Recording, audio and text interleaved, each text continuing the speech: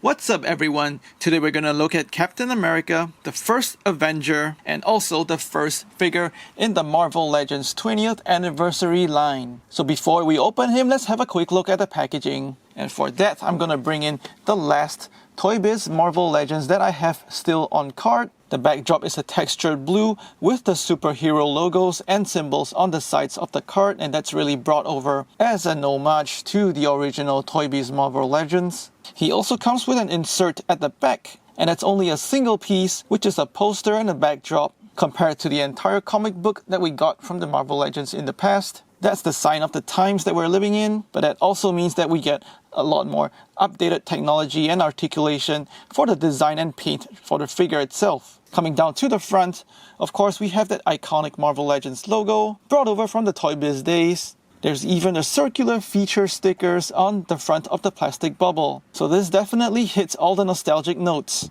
Moving on to the back of the cards. We see the figure over here displayed with that backdrop and a description for the series over here. There's actually no bio information for Captain America or any statistics like we got on the Toy Biz card. We also don't see the other figures in the wave. However, zooming into the description of the wave, we can see that they have Captain America, Iron Man, Hulk, as well as Toad planned. We haven't seen Hasbro preview Toad yet, so I'm really excited to see what they have planned in future.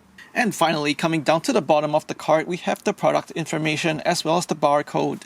So let's go ahead and get this new figure open. I try to keep all these retro card backs, so I simply slice the bubble as closely to the back of the retro card in order to keep the card slim and easy to store.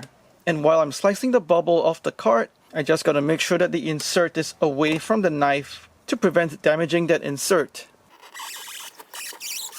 And now slicing off the last side of the plastic bubble to get it entirely off and keep the card intact. So after that bit of slicing, you can safely remove that bubble from the retro card back. So here's a good look at the card back. It features the comic cover for the origin of Captain America, clean and sharp printing of the comic cover. And onto the flip side of this card back, there's a wartime backdrop with planes flying overhead, a bombed out building facade, as well as a damaged tank at the bottom. Out of the packaging, the figure comes in the plastic tray with a shield that's attached with electricity effect, a slash effect, as well as 3 bullet deflecting parts. He comes with an unmasked head, an attachment piece over here for his mask when it's down, 2 splayed hands, 1 pointing left hand, as well as 1 right flat hand that's for saluting. And finally, behind the Marvel Legends printed logo over here, there is an action figure stand. First up, we have a look at his shield. On the back side of it, you can see that it's actually cast in a grey plastic with a black plastic for the clip on the back that would attach onto his arm. There are 3 holes in the shield for which the electricity effect as well as the rest of the effects would attach to the shield. There's very sharp applications for red, white as well as the blue paints for the distinct pattern of Captain America's shield with the star in the middle. You simply clip the shield onto his arm in order for him to hold the shield. Next up is the slash effect. This is cast in a transparent yellow plastic that catches the light really well, and there's also digitally applied white paint for the slash effect in the middle. There are 3 pegs on the back of this slash effect, so you simply just pull off the electricity effect from those 3 holes on the shield. As you can see, the holes on the shield are of a different shape each, and that means you can peg on that slash effect really easily as well. And we also have more bullet ricochet effects. These are also cast in a translucent plastic with the same white paint in the middle. First, you look for the effect with a semicircular peg, and that goes into the leftmost hole. Next, we look for the effect with the rectangular peg, and that goes into the rightmost hole. And finally, the last odd-shaped peg goes into the hole on the middle of the shield. So the shield now looks really good. It looks like it's realistically deflecting some bullets away. And of course, the main criticism I have for this shield is that it just has those peg holes out there once the effect parts are not attached.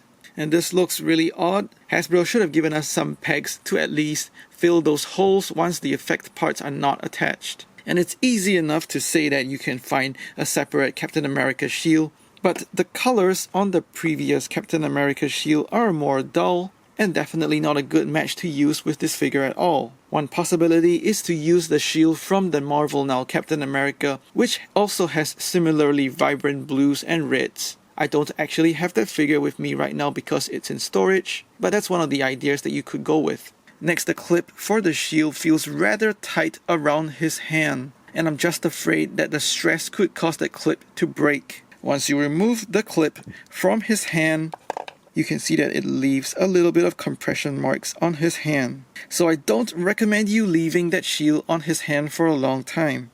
Next up, the figure also comes packaged with a harness that's already worn on the figure by default. This harness is cast in a black plastic. There's decent sculpting on the harness to show the texture from the leather, the holes for the buckles, which are also painted with a silver paint. You can slide the harness onto the figure, and on the back you can see where that hole on the harness aligns with the hole on his back.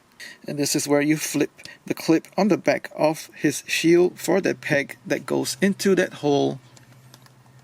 So now he looks good, realistically slinging his shield on his back with that harness attached. Next, he has his splayed hands. These are cast in the red plastic, and there's also a lighter shade of red for the wash. And the wash really brings out all the texture and detail, like the lines in his palms and his fingers. These hands are articulated inwards as well as outwards. The splayed hands pop onto the figure just fine for a more relaxed look. Or you can also get him into a pose just stretching his fingers and hands out. And next, he also comes with a left pointing hand as well as a right saluting hand. They also have a wash applied to them to really bring out the textures and the sculpting in the hands. These hands are articulated inwards as well as outwards, but this is strange for the pointing hand, which definitely would have worked better with articulation up and down instead of in and out. Of course, these hands pop on just fine, and he looks really patriotic in the saluting pose, as well as having the pointing hand to direct his fellow Avengers into battle. His mask down attachment piece is cast in the blue flexible plastic with white paint for the wings. You simply throw that mask down piece around his neck. And lastly, we have a look at his unmasked head. It's got a really nice determined, heroic expression on his face. His brows painted on really sharply and coming together. The paint applications for his eyes as well as his lips are digitally applied, so you can expect that sharpness and precision in the paint applications. He's also got a heroic chin with a dimple in the middle, and moving to the top of his head, he's got hair that's parted to the side. The hair is cast as a separate piece of yellow plastic and given a light wash to bring out all the texture and detail. It looks really good all the way down to the back. So overall, this is a really nice head sculpt that puts a face to the masked hero. And finally, popping that unmasked head onto the body, he looks great with the mask down, the shield slung on his back, and this is really looking like the perfect unmasked Steve Rogers. And finally, not forgetting his last accessory, which is the action figure stand. It's got the old Toy Biz Marvel Legends logo sculpted on it, with peg holes for you to stand the figure up, as well as a rail at the back for you to attach the backdrop. So just sliding that backdrop into the slot, and then pegging the holes on the bottom of his feet to the pegs on that stand. And now we have a really iconic and premium looking action figure display. Now, as for the sculpt of the figure, he's got a new head sculpt. Most of his body is actually reused from the 50th anniversary Captain America over here. The only difference being his legs above his boots, and that's from the Wonder Man body mold. And I didn't mention it earlier, but his shield is much larger than the one that came with the 50th anniversary cap. However, the clip on the back of that shield, comparatively, it's smaller. And that's probably what's causing all the compression marks when you clip the shield onto his arm. That said, I think the larger shield definitely looks much better when you clip it onto his arm. The larger shield just looks more capable of protecting him from any enemy attacks. Now, zooming into his head sculpt, I'd just like to point out a couple of things that are usually taken for granted when looking at a masked head sculpt. Although most of the texture is smooth, there are some subtle things that Hasbro has definitely aced this time around. First of all, the proportion of the head relative to the size of the body is near perfect. You can tell that the guy behind this mask is definitely Steve Rogers. The great thing about digital sculpting is that you can ensure the distinct details of a head, like the position of his ears, eyes, nose, as well as mouth, are exactly the same. And this is perfectly executed on the masked as well as the unmasked head. And finally, just looking at the size of his head, it looks realistic because you can imagine that mask as well as the helmet just fitting over his regular head. So the sizing is great because sometimes we end up with oversized or undersized heads when Hasbro is producing a helmeted head sculpt. Now looking at the masked head by itself, the expression is heroic and determined, sharp paint applications for the eyes as well as those same subtle digital shading for his lips. The paints for his features are all digitally applied. The whole head is actually cast in a light blue plastic, and there's skin tone paint for his face that peeks out from below his mask as well as the ears on his sides. However, it's challenging to put skin tone paint onto a blue plastic, so you will notice that the edges of the painted skin tone can get a bit fuzzy at times. The A symbol is also sharply painted on his forehead, and then we have the wings on the sides of his head, which are white plastic, and that's inserted into some spots on the sides of his head. Moving on to his torso, and once again, this is also phenomenal work.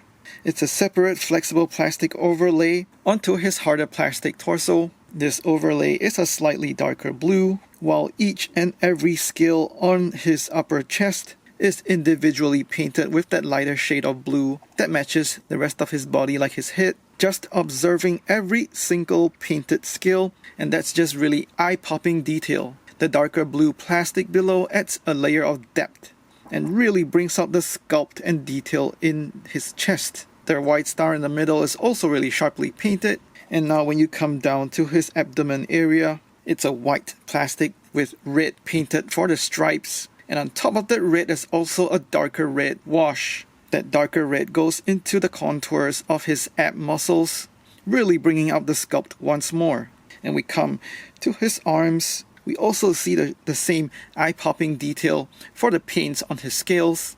However, that paint gets a little bit messy on this little portion on top of his bicep. This part is actually cast in a white plastic and then given that darker blue paint with a lighter blue shading on top of that dark blue paint. So it's trying to achieve that same effect as the scales on his upper shoulder, but ends up looking a little bit messy. And we can see how Hasbro has also missed that bit of paint application on the scales on his right arm for my copy. Once we go on to his lower arms, the gloves are painted red, and there appears to also be a dark red wash, just bringing out the sculpt that goes into the creases of his gloves, and once again also bringing out that sculpting detail. This paintwork feels like it's inspired by import figures, definitely adding a level of quality compared to ordinary Marvel Legends. The belt is a black plastic piece, blue paint for the straps as well as silver for the buckle.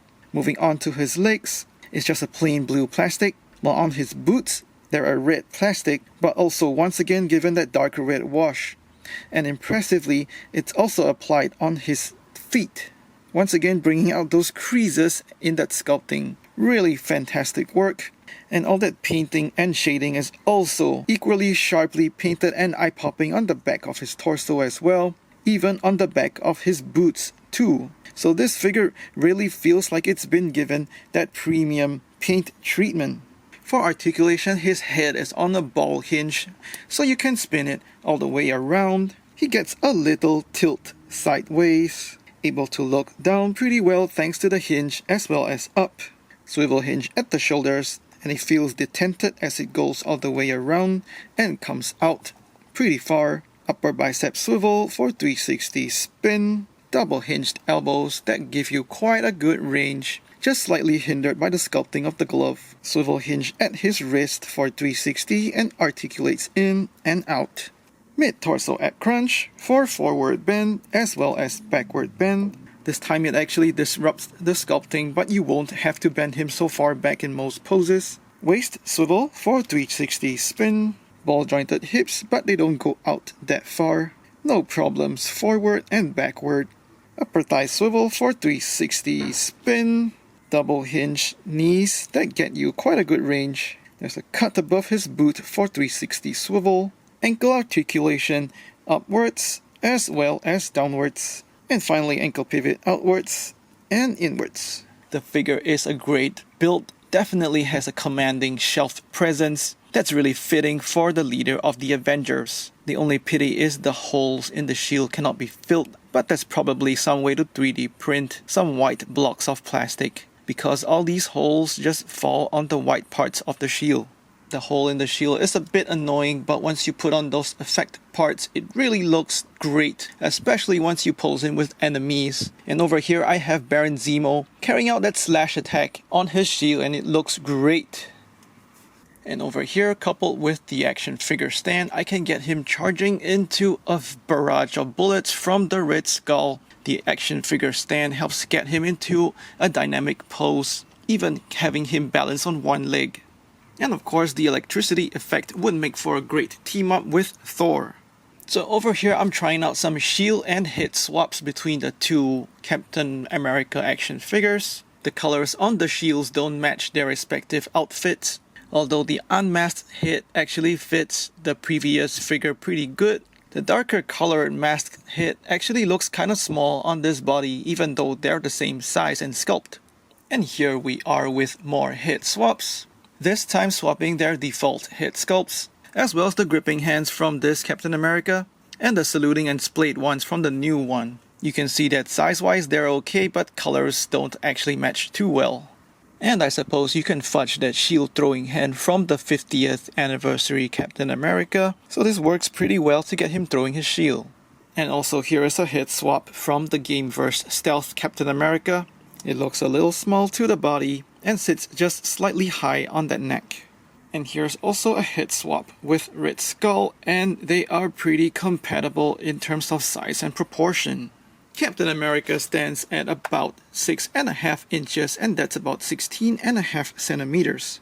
Over here I have him with a couple of iconic Captain America action figures. From the left we have the Bucky cap, which of course we've seen reused many times. And on his right we have the Toy Biz face-off Captain America. He looks discolored after years of display on my shelf. And of course we have the Marvel 50th anniversary Captain America. He's as tall as the Red Skull, but a little taller than Baron Zemo. Looking good with some AIM personnel, with Thanos and a Skrull, Ultron and Kang the Conqueror, a Hydra Goon and a SHIELD agent, with Iron Man and Hulk, Black Widow and Thor, Symbiote Spider-Man and Doctor Strange, and of course Falcon and Winter Soldier. Here he is with G.I. Joe Classified Series and Star Wars Black Series. With the Marvel Legends 20th Anniversary Captain America, Hasbro has tried to move the line into premium import figure territory, with a price point that's somewhere in between and Marvel Legends durability and build. But it's quite annoying that Hasbro can't get the simple things right, which is just simply giving us an additional basic shield without holes. Still, they are moving in the right direction. The sculpting and paint are fantastic on this figure, the accessories are really a ton of fun, and this figure just commands so much shelf presence.